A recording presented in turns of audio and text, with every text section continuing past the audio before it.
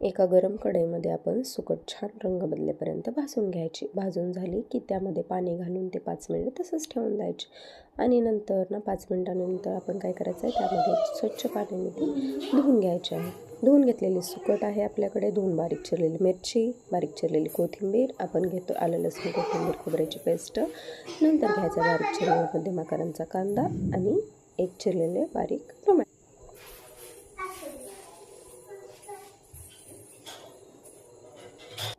आता आपण घेतो अर्धा चमचा लाल काळे तिखट आणि चवीप्रमाणे मीठ. आता कढईमध्ये 2 चमचे तेल घालून घ्यायचे आहे. ते गरम झाले की 2 मिरच्या आणि बारीक चिरलेला कांदा घालायचा. ते घातल्यानंतर ते छान काढून लाल होईपर्यंत परतायचं.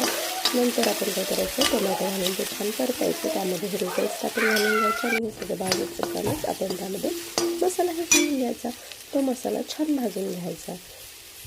जर आपला मसाला खाली लागत असेल कढईला तर त्यामध्ये थोडंसं पाणी घालून घ्यायचं. आता ते तेल छान सुटेपर्यंत परतून घ्यायचं.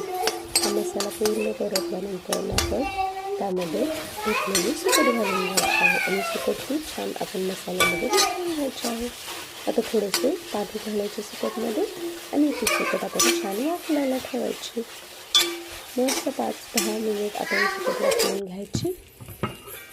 आता ही सुकट आपली तयार झालेली आहे.